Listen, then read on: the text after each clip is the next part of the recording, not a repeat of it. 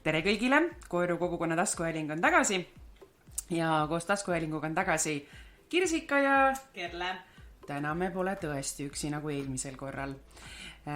Täna on saate teemaks, ajendas meid saate teemat valima selline tunnustusüritus nagu Koeru kogukond tunnustab ja sealt jäi meil silma kohe selline äge laureaat, kes tähistas eelmisel aastal oma 25. sünnipäeva, Koeru päästekomando. Ja mitte ainult päästekomando, vaid meil on külas ka päästekomando meeskonnavanem Kaur Teder.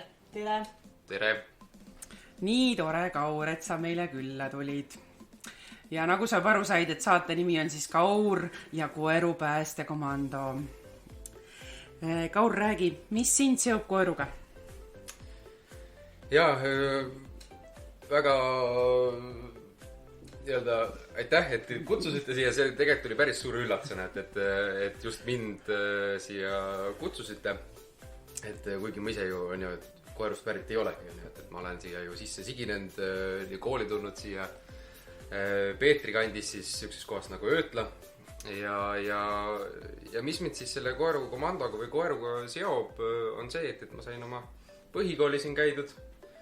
Ja siis seadsin sammud Rakvere, et korvpalli mängida. Käisin oma teekonna seal Rakveres ära ja ükskord sõber kutsus, et tule päästjaks. Siis ma mõtlesin, et elus on kõike proovitud, et prooviks siis selle päästja tööga ära ja kui ma siis olin seal paar vahti töönud, siis ma sain aru ühest asjast, et see on see amet, mida ma tahangi teha. Kas sa varem ei olnud mõelnud üldse selle ameti valiku peale, et minust võiks päästja saada? Absoluutselt mitte. Et ma polnud isegi Tuletõrje autos, ma arvan, istunud enne seda, et võib-olla seal Öötlas on meil mõis, seal olid vahepeal suvised üritused, seal sai tulekustutit kasutada ja koolis olid need erinevaid ennetusüritusi, aga niimoodi mõelda, kui et nüüd päästajaks ja mina ja päästajaks, et see oli välistatud võib-olla isegi, aga toetki oli ka aeg käes, kus sõber ütles, et tule ja proovi. Ja siin sa oled? Ja siin ma täna olen. Jube äge, et on sellised sõbrad, kes on head teejuhid ja võib-olla tõesti näitavad ükskord nagu sulle selle õige suuna kätte. Pärast eelmist saate salvestust saabus meie postkasti väga palju kirju ja meie kuulajatele väga meeldis rubriik Me guugeldasime sind. Ja niimoodi siis juhtus, et Kerle võttis seekord selle vastutava rolli. Ja ma kohe guugeldasin nüüd, et mis mees Kaur Teder siis ka on. Ja esimene asi, mis sealt sa oled ennast guugeldanud ise või? Ei ole. Tõesti ei ole. No võt, tee seda, Kaur, see on väga huvitav. Selgus nii mõndagi. Me saime teada, et sa oled siis Koeru päästekomando Järvamaa päästepiirkonna Lääne päästekeskuse meeskonnavanem, vastab tõele. Vastab tõele. Nii, siis sa oled Sisekaitseakadeemia päästetööde õppetooli kutseõpetaja. Vastab tõele. Et sa oled pedagoog. Ja. Nii, siis sa oled juhtinud päästeala noorteringi Koeru koolis. Ja. Nii, sa oled olnud, võib-olla oled praegugi, kõige värskemaid andmeid ei saanud sealt kätte, rallisõitja. Kaardilugeja. See ka ei selgunud. Tekkiski küsimus, et kas sa oled siis rooli taga või hoiad kaarti. Kas pärast kollast maja paremale või vasakule või otse. Ja. Nii, siis sa oled võib-olla jällegi, ega me ju ei tea, korvpallur. No, väikest viisi olen ka mängid praegu, teed trenni. Küll harrastaja tasemel. Harrastaja tasemel, selge. Aga oma tiimis, sul on tiim? Ja karademeeskond on ikka väljas ja kui aeg on olnud, siis olen ikka ka vormisel käinud. Millal viimati võistlused olid? Oligi enne siis seda viimast lockdowni ja enne detsembrikuud siis. Ja kuidas läks? Hea küsimus. Kaotus oli jah. Kaotusi. Võit oleks kohe meeles olnud ju. Võitsime. Täpselt, nii. Ja siis jõudsime välja sellise huvitava asjani, et sa oled ka juba väga varasest lapsepõlvest fotograafiaga tegelenud. Kas see vastab tõele? Ei, otseselt küll ei vasta, et võib-olla kus see fotograafia jääb sinna maale, kus pidi seal põhikoolis pidi looduspilte tegema. Seal sai mingeid pilte tehtud, aga ma ei ütleks, et see nüüd fotograafia värskendan su mälu, sellepärast, et Google ütles meile, et aastal 2004 esitasid sa konkursile Tere kevad ühe foto, mille pealkiri oli Apuoblikad. Nii Nummi. Ega oled ikka pärast seda 2004 oled ikka ka pilte teinud, ikka, mõned ikka. No telefoniga mõned pildid on tehtud. No, vist fotoaparaati pole enam kätte võetud. Okei, nii. Ja siis üks asi jäi nagu veel kripeldama, et lüües siis Google'isse Kaur Teder sisse, siis pakuti välja ka variant, et sa oled ühes ansamblis, 5-liikmelises ansamblis mänginud lüürat, et kas vastab tõele? Enda andmetel küll mitte. Okei, väga kahju. Kõik me tellisime poest, e-poest tellisime plaadi, mõtlesime, et saame autogrammi küsida ja ei mida. Võib-olla on aega hakata bändi tegema, mine hullu tea, mis sealt head võib välja tulla ju kooruda. Aga võib-olla võtaks nüüd mõne sellise guugeldamistulemuse nagu fookusesse, et sa enne alguses mainisid ka, et sa oled koorukoolis käinud, et räägi oma kooliajast ka. Jah, et alustasime õpinguid siis Peetri koolist ja oli siuke väike pisike kool, kus sai siis kuni 7. klassini käidud. Ja lihtsalt see kool hakkas väikselt kokku kuivama,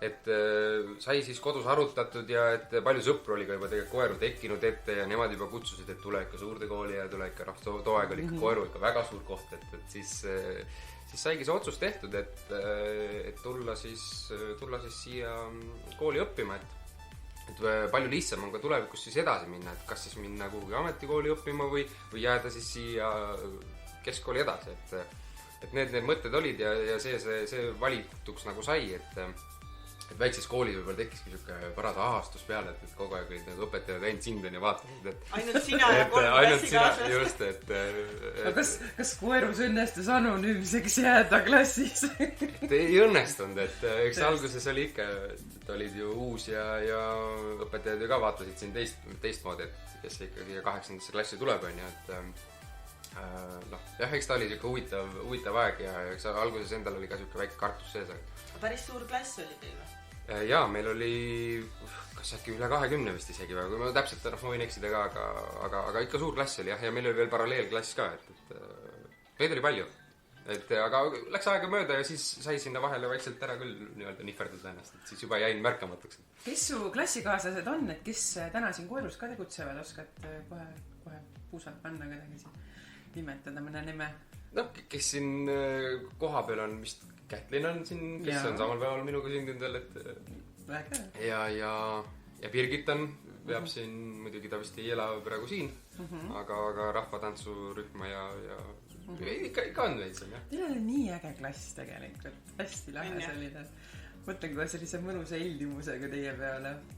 Tegelikult on nii äge, et sa nagu Kerle siin mainis seda Päästara noorteringi, et tegelikult on nagu nii äge, et sa mingil hetkel ka selle rolli olid valmis võtma. Et mina pean ütlema, et ma olin juhuslikult nagu lapsevanem ühes huviringis osalejaga. Ja siis see tagasiside, mis sealt tuli, seda kuidas kodus hakati tsiteerima. Nii, Kaur ütles, et nii peab olema, nii Kaur rääkis, et nii peab olema. Pärast iga seda noorteringi kohtumist kontrolliti kodus kõik konkreetselt üle. Kas meil tulekustuti ja ma siin, jaa, meil on suur tulekustuti, näitan ette, 6 kida näkki seal, siia maanis olemas täitsa. Päriselt, meil ongi olemas nii, aga nüüd tuleb need ära kontrollida vähe selleks, et kõikidel kodus käis selline asi, eks ju, tänased 12. klassi õpilased, ma räägin nendest, eks ju, kes hakkavad kohe lõpetama, vähe selleks, nad tegid ju koolis ka ju väga põhjaliku analüüsi, kõik riskid, kõik oli absoluutselt kõik. Ma mäletan, kuidas nad direktori juurde läksid jutule ja tegid direktorile ülevaate, mis vajab koolis parandamist ja millised tulekustutid vajavad siis uuendamist, et see oli nagu nii äge efekt, mis hakkas toimuma. Et mis sul endal selle ringi juhtimise juures nagu kõige rohkem meeldis või on sul mingid ägedaid seikasi meeles? Jaa, et see oli võib-olla, võib nii öelda, et oligi siis võib-olla selle pedagoogilise tee nagu alguspunkt tegelikult mul, et samal ajal, kui ma seda noorteringi hakkasin tegema, siis samal ajal ma käisin juba ka siis Sisekaitseakadeemia päästekolledžis siis juba välislektor või siis instruktorina tunde andma. Ja kui ma seda noorteringi andsin, siis ma olin ise ka väga noor. Et just need ringis osalejad, need õpilased, tegelikult nad tundsid ennast võib-olla päris hästi minuga. Et võib-olla sai natukene liigset nalja seal, ja siukest nalja ei ole kunagi liiga. Et sain nagu seda, ma arvan, ma sain nagu väga hästi joonele nendega ja meil oli nagu üks keel. Et saada siis nii-öelda need teadmised ja kõik need oskused siis edasi anda neile, et muidugi vahepeal mulle endale tundus just, et nagu võib-olla lähebki liiga nagu mänguks see asi siin, et ei võeta, aga nagu ma ka hiljem sinu käest Kirsikaga ka kuulsin, et kodus siuke kontroll käis, siis mul oli nagu väga hea tunne, et ikkagi näed, et see mängija nali tegelikult läheb kaasa. Ja ka koolis, mis ma kuulsin, kus kontroll käis, et seda oli nagu väga hea kuulata, et tõesti väga, väga head mälestused, et kõik alates sellest, kui me käisime Väinjärvel koristamas, tegime talgupäeva, see tuli guugeldades ka muidugi välja. Et hästi tore oli see esimene lennukene ja teine ka muidugi väga, väga palju sai tehtud ja muidugi selle noortelaagri võtab, või mitte noortelaagri, vaid selle just selle ringi siis võtab kokku iga suvi selline päästele noortelaager, et kahju oli see, et kõik sinna ei tahtnud minna, et see oleks nagu sellele õige punkti pannud, et siis nad oleks, ma arvan, kõige rohkem rahule sellega jäänud, aga siis nad olid juba kasvanud ja tahtsid juba suvel tööd teha kõik. Raha teenida, et ei olnud enam mingit laagerdamist. No kaua sa oleks pead maksma neile, tunnitasu, oleks kohe, läbirääkimiste küsimus. Eks nad kasvavad järsku ja märkamatult suureks, et see õige hetk tuleb ära tabada ja tundub, et too hetk saigi ära tabatud. Aga sinu roll nagu siis Sisekaitseakadeemia õpetajana, kuidas siis seal see elu käib? Seal käib juba elu, siis seal käib karmilt elu, et kindlasti vähem nalja. Et vähem nalja, aga kindlasti see on ka olemas nii õpetamise poole pealt kui ka siis oma personaliga, et nalja peab saama. Aga ikkagi seal on täiskasvanud mehed ja naised, et tuleb ikka kõva häält teha vahepeal ja olla siis see suunamudija nende ees ja näidata, kuidas see asi käib. Et hästi palju on siis selles õppes neil iseseisvat tööd ja ülejäänud ongi siis puhtalt praktika, et minu ülesanne ongi siis väiksel määral siis seal loengutunde anda ja on siis praktilised tegevused kogu siis tulekustutustöö raames neile. See tulekustutustööd ja selline on siis nagu minu siuke fookusteema seal, Kuidas nüüd olid siis veebitunnid nüüd distantsi ajal siin? Jaa, et eelmine aasta kevadel me õppisime õppima, nagu kõik õpetajad, et kuidas seda ette anda. Muidugi me olime ka enne juba suhteliselt palju oma tegevustega tegelikult juba Moodle'is ja ega kevadel oligi see, et lisasime sinna juurde siis mõned veebiloengud ja toetav materjal siis juba Moodle'is ja meil see töö sujus. Kindlasti oli ta raske. Ta oli väga raske nii vaimselt kui füüsiliselt, aga see aasta võib öelda, et juba päris lihtne oli seda veebiloengut anda, et ta oli siuke hea kogemuste pagas all, aga see on muidugi minu seisukoha pealt, et kindlasti on neid õpetajaid, kelle kõike see teemat sa ei saa anda, et samamoodi ka minu nii-öelda tulekustutustööd, et ma ei saa neile läbi veebi anda, kuidas joaturu käes hoida või kuidas seda tulekahju kustutada, Aga see oleks päris huvitav nagu. No jaa, eks me areneme, ega meil ka virtuaalreaalkeskkond on olemas, siuke keskkond nagu XVR, et ka seal tegelikult simulatsiooni keskkond on olemas, kus tegelikult päästjana ringi liikuda ja neid nii-öelda suunata ja teha. Aga see vajab kõik veel arendamist selle pääste seisukoha pealt, et meeskonnavanemate koolitus täna käibki puhtalt praktiliselt selles simulatsiooni keskkonnas, aga sa räägid nii nagu sütitavalt kuidagi, et kas ma olen nagu õigesti aru saanud, et see töö, mis sa teed nagu ka õpetajana, et see väga meeldib sulle, et see inspireerib sind ennast ka või? No ikka, jah, et hästi, see on siuke keskkond, kus on võimalik areneda edasi, et täna see koht, kus me oleme, on juba väga kõrge lävend nii-öelda kogu Euroopa mõistes, et me oleme väga, väga heal kohal, aga tegelikult on veel väga palju areneda, et just see arendamine, iseenda arendamine ja õpilaste arendamine on nagu minu jaoks üks väga oluline, et samamoodi ma õpin ise ka veel praegu edasi, et ma olen kokku vist 19 aastat nüüd järjest õppinud, et siin pooleaastase pausiga, et vägev. See on tõesti suur number. Vägev, aga mõtlesin ka nagu, et jube hea, et see väike Maarja nagu nii lähedal siin meile on, et tegelikult kiviviske kaugusele ainult mingi maakonna piir siin lahutab meid, eks ju. Et kui palju seal koerust ka õppureid on või kuidas see käib, et sinna komandosse, et tihtipeale ei ole ju niimoodi, et ma valin selle elukutse, lähen õpin ära, vaid väga paljud ju kohe tulevad ka tööle ja ma saan aru, peavad hakkama töö kõrvalt õppima, on see variant ju ka, eks ju? Jaa, et täna, kui sa päästjaks tahadki saada, siis sa ei saagi otseselt õppima kohe minna, et sa nüüd õpid päästjaks ja lähed siis tööle, vaid ongi siis selle töökoha põhiselt, et kui näiteks koerakomando otsib päästjat, siis sa pead sinna kandideerima, sul ei pea olema päästepaberit all, ega sa ei pea teadma isegi, mis see päästeamet on ja täpselt või päästja on, vaid siit valitakse siis tööle ja sa pead siis vastama nendele standarditele, mis seal ette on antud nii karistusseadustiku mõistes kui ka siis füüsilises vormis ja tervis muidugi peab olema ja et kui need lävendid on olemas, siis kui sind valitakse, sa oled sobiv kandidaat, siis lähed tööle ja töökoht suunab sind siis kooli. Et kooli õpetatakse siis 2 korda aastas, võetakse õpilasi vastu kooli, on siis septembris ja veebruaris. Õpetatakse siis kokku aastas 80 päästjat, kus siis erinevad meeskonna vanemad. See esialgu ongi siis aasta nagu... Jah, päästjaõpe ongi aastane õpe, et see seal selle elamustegevus ongi siis juba praktilised ja sellised teoreetilised toetavad tegevused. Äge. Kuule, siit on nagu väga hea minna meie teise teema juurde, koeru päästekomando. Et oleme oma saatejärjega täitsa nii kaugele jõudnud, et kõigepealt peab ütlema, et hinges on selline mõnus rahu, nagu selline, tunned ennast nagu nii hästi ja nii turvaliselt, et ja see tegelikult on suuresti tänu sellele, et koerus on päästekomando.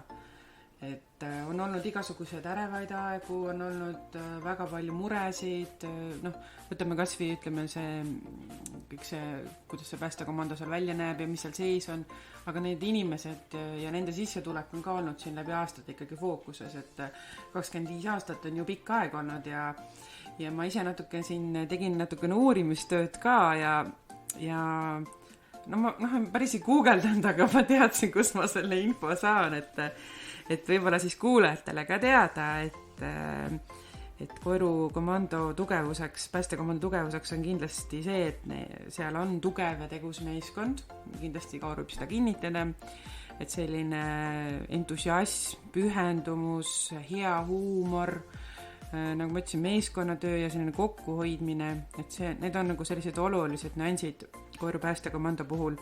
Ja just nagu see, et me tunneme, et me oleme turvatud ja kaitstud siin koerus ja kaugemal ka. Ja kõik sai ju tegelikult alguse ühest vanast katlamajast, 4 mehe initsiatiivil, ma ütlen need meeste nimed ära ka, see on kindlasti Tõnu Kallasmaa, Arvo Jürgen, Raivo Linno ja Arnold Palm. Arnold Palm oli siis esimene komandopealik, kahjuks osa nendest on pilvepiirilt vaatamas meie tegemisi pealt, eks ju.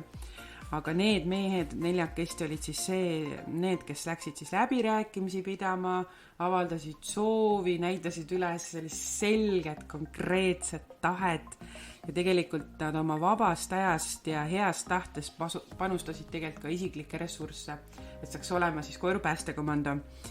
Ja kui alguses ei kulgenud nagu väga ladusad need läbirääkimised, siis lõpuks ikkagi saadi see katlamaja territoorium kätte. Ja nii palju, kui ma siis teada sain, et siis alguses autod isegi ei saanud sinna katlamajja veel sisse, sest seal vajas kõvasti ümbertöid oli vaja teha. See oli muuks otstarbeks. Et autod olid siis kõrval, kuskil seal teiste ettevõtete hoonetes, mehed olid kodus valves, ootasid, kui tuli väljakutse, siis läksid, võtsid auto, no ilmselt Pentriidesse võtsid auto ja siis läksid, eks ju. Et kas huvitav, et kas nad oskasid 4 meest oskasid üldsegi nagu ette kujutada, et 25 aastat hiljem on nagu suur meeskond, kaasaegne päästetehnika, kõikide päästetööde elluviimiseks vajalikud oskused olemas. Kaur, mis sa arvad sellest? Ma ei tea, ma arvan, et sisimas nad kindlasti lootsid, et see komando on ju aastaid, aga ma võin nii palju öelda, et nii palju kui mina olen olnud Koeru päästekomandos, juba siis on toimunud meeletud suured hüpped, arengud, et ma ei kujuta ette, mis nende pilgu läbi veel toimunud on, et see maja arendus, tehnika areneb, mehed arenevad, teadmised arenevad, et see on ikka tegelikult väga suur areng, et seda on väga rõõm kogeda. Ja sellest osa saada, eks ju? Just. See meeskond on teil päris suur tegelikult. Või ma ei tea, minule tundub, et see 17 inimest, nagu sa ütlesid enne siin meile, et see on päris suur meeskond, aga kuidas sulle tundub? Jaa, ta on väga suur meeskond selles suhtes, et kui ikkagi panna 17 meest ühte ruumi kinni, siis neid on ikka palju. Neid on kerle palju. Et aga ega need 16 meest on ju kogu aeg siis tööl ei ole, et 16 neist on siis päästjad ja meeskonnavanemad ja 17 on siis komando peal, kes nende tööd siis koordineerib. Ja töö käib siis vahetuste alusel. On siis 3 meest on siis ühes valvevahetus kestab 24 tundi ja nii see siis rada käib terve aasta läbi 24-7 tundi ja ei ole pühasid, kõik on tööpäevad. Kõik on tööpäevad. Räägi homme jüripäev või jüriöö õigemini, mis see päästjate jaoks tähendab? Et eks ta ajab ikkagi nii-öelda kikivarukile, et enne seda jürijad on olnud nüüd päris pikalt on olnud kuid. Iga kevad ju. Et iga kevad, ja just, et nii kui ikkagi juba aprillikuu hakkab kätte jõudma, siis erinevad töövahendid juba õlitatakse ära ja nii edasi. Aga jüripäeva mõistes ongi see, et praegu on päris kuiv olnud ja et see tõstab nii-öelda tuleriski siis maastiku tulekahjude mõistes päris kõrgele, et meie inimeste teadlikkus on küll väga palju suurenenud nendest tulekahjudest ja kuidas see tuli levida võib ja kust tohib tuld teha ja nii edasi, aga ikka teinekord leidub neid, kes sellest täpselt aru ei saa. Et eks ta ikka ajab päästed nii-öelda kikivarukile ja mis me selleks ära teeme ongi, et me panustame ka siis rohkem ennetustöö peale, et käiagi siis inimestele nõustamas, kuidas seda tuld nii-öelda õieti teha, et sellest ei areneks siis tulekahju, et ta oleks ikkagi piiritletud lõkke, et ilmselgelt muidugi aeg on täna ju keeruline ja kõik tahavad väljas tööd teha ja ega isegi hommikul ärgates, kui ikkagi loo vahelt päike paistab, siis kohe esimene asi on see, et tahaks välja. Teeks lõkke aias, teeks lõkke ülesse. Et grilliks ja teeks aias, toimetaks midagi ja tahas tahtmata, kus sa selle prahi paned, ta peadki ta kas siis ära põletama või komposti viima ja ka seda tulebki teha kontrollitult ja teada sellest. Aga mismoodi te seda ennetustööd teete? Et sa ütlesid, et te tahate teha rohkem nagu ennetustööd, et mis moel see praegu siis toimub? Jaa, et päästjad muidugi, eks kõik tahaks tuld kustutada värki, aga eks see on ju kellegi on juhtunud õnnetas, et ikkagi hea meelega me läheks komandost välja nägu naerul ja läheks ja nõustaks kedagi, aga see käib niimoodi, et kindlasti olete kuulnud kodunõustamistest, et siis käiaks kontrollitakse kodude tuleohutust. Minuga on ühendust võetud. Mina olen kogenud seda lausa. Ja mul on ka kodus käidud. Väga huvitav oli. Väga kasulik. Just. Ja siis tehakse lõkkepatrulle, et käibki, sõidab oma piirkonnas siis see päästeauto ringi ja kui kuskil käib siis mingisugune töö tegemine või siis on juba lausa kuskil lõke, et siis nõustatakse inimesi, et kuidas siis sellisel ajal lõket teha ja kas üldse on mõistlik teha, et kuidas tuul on ja kuidas see tuul mõjutab seda ja mis selle lõkke ümber siis olema peaks. Kuule, kui meie nüüd siin teeme äkki homme väikse märgu tule, siis millise lõkke peale te nagu autot ei pidurda? Kirjelda palun seda lõket minu aias. Meil on siin palju hooneid. Kindlasti, mis esimene asi on, et kui juba asulas sees teha, siis tuleks kindlasti aru saada, kas asulas üldse tohib lõket teha. Et see tuleks välja uurida. Koerus siis? Jah, kas koerus tohib lõket teha? Tohib siis või? Koeru alavikas tohib teha. Selge. Aga mis siis järgmine asi on see, et kas see naabrid segab? Kus see suits läheb? Et ega sina ka ju ei tahaks, kui naaber nüüd päev läbi tossutab või õhtul siin tossutab. Mina siin tossutan ja sul on noov ja silmad. Aga teinekord teed tule alla ja järsku tuleb tuul, Enne ei olnud, järsku tuleb tuul. See tuleb naabril ära, siis rääkida. Aga kui ta ikkagi on majale liiga liigidel, on kuskil padrikus, on kuskil võsa sees, on kuskil puu all. Et sellised kohad on siis kohe kindlasti, kust reageeritakse juba ja on ka neid juhuseid, kus me kustutamegi tegelikult nõustamise käigus inimese tule ära, sest et ongi valesti tehtud, et sealt võib tema elu kui ka kellegi keskkonnale kahju tekitada, et on mõistlikum see tulekahju tema. Sa alati ei satu ju seal nendesse lõketesse ka need asjad, mis sinna peaks sattuma, eks ole, et materjalid rehvid ja okei. Väga loodan, et keegi ei pane meil on ju siin jäätmejaam siin samas. Täna on kõik selleks tehtud, et inimesed saaks tasuta asju ära anda, aga näed ikka, kas siis leitakse neid kuskilt lõkke seest või kuskilt tee äärest. Aga tänu selle ennetustööle ja sellele inimeste harimisele et siis kindlasti see varsti jõuavad need rehvid ka jäätmejaama, väga tahaks loota, aga siis Kirsika tahab väikest lõket teha. Ütleme, et lõke on alla meetri nii-öelda selline. Meil on see tegelikult, meil on niimoodi, meil on üks selline suur kauss, ta on isegi läbimõõt võib-olla 50 senti on ja siis on üks suur tünn. Et seal tünnis ja siis mõned hoonetest peab see olema siis mina tean umbes, et vähemalt 8 meetrit 10, 8 jah, et seal peab nüüd jälgima seda, et teinekord ongi see, et nagu ma enne tõin, et see tuul et sa võidki öelda, et näed, et nüüd siin reeglite järgi 8 meetrit aga kui see tuul on ikkagi maja peal, et kas siis on seda mõtet ja ei ole et kindlasti tasub esimese asjana vaadata tuule suunda, kuhu tuul läheb ta maja peale, läheb ta naabrite maja peale, läheb ta kuuri peale, et mõelda selle peale, kui on ikkagi selle lõkke ümber siis tuul suunaga siis kuhugi avaliku, nii-öelda lageda peale, aga seal lageda peal on kulu, kas seda on jälle mõtet teha. Et sellised asjad nagu läbi mõelda ja siis lõkke ära teha, et alati ei olegi tähtis just see meeter, mis on nüüd paika pandud, vaid just mõelda enda peas läbi, mis see tulekahju teha või mis see tulekahjust järgneb, kas see viskab sädemeid ei viska, et pigem nagu see nagu läbi mõelda. Et jah, see 1-meetrine lõke võib ju samamoodi 8 meetri kauguselt sädemeid visata, mis võib selle kuiva kulu põlema südata. Et pigem nagu mõelda loogiliselt, kuhu see tulekahju võib levida, mis ta sealt sädemeid tuleb, kui sa juba näed, et sealt sädemeid tuleb, et ära pane rohkem sinna neid käbisid juurde, et kõik see asi läbi. Kõrvavappi ja rehvijuppi. Täitsa uskumatu, Kerle, tead seda, et meil on hakkab nagu juba täpselt aeg täis saama. Kauriga on nii kiiresti läinud, jälle jäid mingid teemad rääkimata, see on nagu nii hea. Tõesti.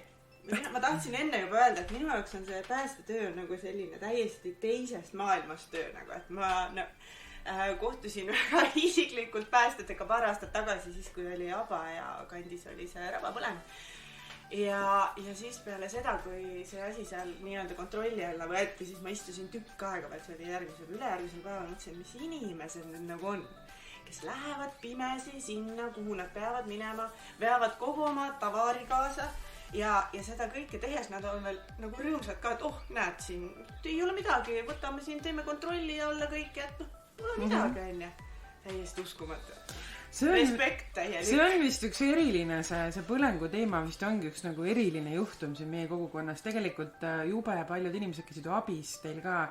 Ma ei tea, see kuidagi tõi kõik nagu päästjad ja need vabatahtlikud nagu kokku siin, et hästi paljud räägivad alati sellest sündmust, et mäletate, et me käisime seal ja seal oli tõest sina ja siis seal oli mitmeid naisi, kes naised möllasid seal, näost olid mustad ja ma vaatasin pilte nagu täitsa lõpp ikka selline kogemus. Et see on hea, see on väga hea, et abi kõrval on ja tuleme meie alati appi ja kui meil on abi vaja, siis on alati koeru aga selleks abis olnud, et seda oli tõesti väga hea kogeda, et ise ma seal sündmusel ka samamoodi olin kõik nii-öelda väga abivalmis kogukonna inimesed. Küll jah, eks ta alguses seal sündmuse algusfaasis ja kõik tahavad appi tõtata, aga ega me seda ulatust ise ka täpselt ei tea, et võib-olla ei suuda koheselt hakata neid inimesi rakendama, et meil ei ole lihtsalt selleks ressurssi. Aga lõppkokkuvõtteks inimesed olid abiks ja see oli väga, väga südantsoojendav. See on kindlasti oluline asi tegelikult, see side ka nii-öelda, kogukond ja päästekomando ja meeskond. Aga nüüd küsime siis siia lõppu võib-olla 2 küsimust veel Kauri käest, et millest tänane päästja unistab? millest päästja unistab. Millest päästja Money, unistab? money, money, Millest ta money. puudust tunneb või jah? Jah, ei, päästja töökohad, eks see on ju alati meedias olnud ülepool, et päästjad saavad vähe palka ja nii edasi, aga lõppkokkuvõttes mina olen seda öelnud, et inimene käib tööl vabatahtlikult. Et kui sulle see töö ei sobi ja see elukutse ei sobi, siis sa pead teise töö otsima. Ja edasi liikuma, et raha, jah, kõik tahaks raha rohkem juurde ja tunnustust, aga ma ei tea, mis päästja ta mõtleb pigem sellele, et ikkagi kõik oleks hästi, et sündmuseid oleks vähem, inimesed oleksid nii-öelda nende nõustamiste käigus ja selle nii-öelda patrullide käigus siis või kuidas neid nii-öelda, võib-olla patrull on siuke hästi karm sõna. Ei, kui see on äge, see distsiplineerib kohe. Patrull, nii, kohe, praegu tõmbasime kõik seljad sirgu siin. Aga et inimesed kuuleks ja saaks aru, mida nagu päästjad räägivad ja ma arvan, et see rahulolu ongi see, et päästja saab koju minna rahulolevalt, et midagi ei juhtunud, kõik on elus, kõik on terved, keskkond on lõbus, et see ongi, ma arvan, see, mis ma loodan, et olete peamaja poolt ka hoitud koeru päästekomando. Ma ise hoian väga kõvasti pöialt. Ja tegelikult on kuidagi nii, et teie meeskonda näed, siis te olete alati sellised rõõmsad ja lõbusad ja teil on nii tore alati tere öelda, et ei ole nagu seda efekti nagu mõne teise vilguritega autoga, vaata. Nad piiril nagu, kuigi sa ei tee midagi. Aga selguraam või ole või nii, aga päästekomandot näed, sa tead, sa käppa visata ja ikka alati sa loodad, et kui te väljute sealt mäe alt ülesse, sõidate, et siis äkki te lähete midagi, ma ei tea, autot tankima või midagi tooma. Nõustama. Nüüd ma mõtlen hoopis teistmoodi, et nad ennetama lähevad. Väga hea. Et kuhu nad keeravad nüüd, kas kõrtsi juures vasakul paremale? Siis nad vasakul nii, kapus juhtus midagi. Ei, Järva-Jaani lähevad appi. Ja tegelikult kõikide, ma usun, et päris paljudel inimestel käivad need mõtted läbi, et kuhu auto. Et kuule, aga mis siis... Inimlik. Just, et milline auto enne väljub, et vanasti oli niimoodi, et ilma paagita läks enne ja siis tuli paagiga järgi. Räägi, anna meile mõned vihjed, et me teaksime, et nüüd on kiire või nüüd peate ennetama. Jah, et mis auto... See auto, millel on ühe külje peal 2 ratast, et see on siis põhiauto. Et tema siis sõidab igale sündmusele. Et on ta siis ennetus, on ta õnnetus, et see auto sõidab alati välja ja siis paakauto siis on siis lisaks, kui on teda vaja, et sellel autol on siis rattid natuke rohkem alla ühe külje peal kui 2 ratast kerle. 2 ühe külje peal, Okei, väga hea. Et värvuselt ei saa ju öelda, et kõik on ju ühesugused ja triibud on ju ka ühesugused, et... Aga see kiivrite teema, et on nagu mingid kollased kiivrid ja sinised kiivrid ja... Mis teema nendega on, et kas need on ka ikka niimoodi, et... Meeskonnavanemal on teist... Jah, et need on juba siis sündmuskoha halduse pärast, et kui päästeressurss on kohal, et siis nii-öelda päästetööde juht ja saaks siis seda sündmuskohta hallata ja näeks siis, kes mida teevad. Kelle poole pöörduda on valged kiivrid või siis kollakad kiivrid, need on siis päästjate kiivrid, sinised on siis juba päästemeeskonna juhid, meeskonna vanemad ja oranžidega siis juba tulevad kohale siis operatiivkorrapidajad ja sealt edasi kollased juba vastutavad operatiivkorrapidajad ja nii edasi. Nii palju värve. Väga kirevaks läheb see. Peab mingi raamatu tegema, et nendest värvidest aru saada. Mul tuli kohe, valgusvoorid tulid kohe meelde. Aga siis see kõige viimane, jälle siuke traditsiooniline küsimus tegelikult, et kus me palume sinul siis öelda, et sinu silmade läbi, missugune on koeru kogukonna inimene? Inimene, esimene asi, mis mul tuleb nagu koeru ja koeru kogukond tuleb ette, on kergejõustik. Ma ei tea, miks see mul on... See on mul esimene asi on kergejõustik, et mul on nagu see ja jooksjad, et see on nagu mul kogu aeg jäänud sport. Väga hea. Tulles ka ise siia kooli oli ka see üks põhjus, et siin saab sporti ka veel teha, aga mis on, kõik inimesed on väga abivalmis. Kui on abi vaja, siis tullakse appi, täpselt nagu selle metsatulega ju näitel, et inimesed on ju tulid appi, kus oli seda abi vaja. Et see abivalmidus on kõik võtmesõna. Väga hästi öeldud minu meelest. See on päris hea lõpp, nagu see saate lõpp, nagu meie sellise salvestuse lõpp, et meil oli ka nii tore sinuga. Aitäh sulle, Kaur, et sa meie kutse vastu võtsid ja meie soovime Kerlega, et sul oleks väga vähe tööd, nagu selles mõttes, et just. nagu väljakutseid oleks, aga noh, neid väljakutseid nagu oleks, aga no mitte neid väljakutseid nagu, et kus kutsutakse. Et saaks rohkem nagu nõustamas jah, ennetustöö fookus paluks siis, jah, eks ju. Ja suur aitäh kogu Koeru päästekomandole, et me oleme tõesti väga tänulikud, et te meil olemas olete, et jõudu, jaksu, huumorimeelt, head meeskonnatööd, entusiasmi, kõik need asjad, mis on Koeru päästekomando ükskord 25 aastat tagasi loonud, et te kannaksite mehed, kes saavad kahjuta naisi veel ära. Võib-olla, ma ei tea. Mis võiks välistada. On jah, et seda kõike jaguks teile. Jah, aitäh. Saadan need kõik tänusõnad edasi. Olgu, väga ilusat õhtut kõigile. Head aega. Nägemist.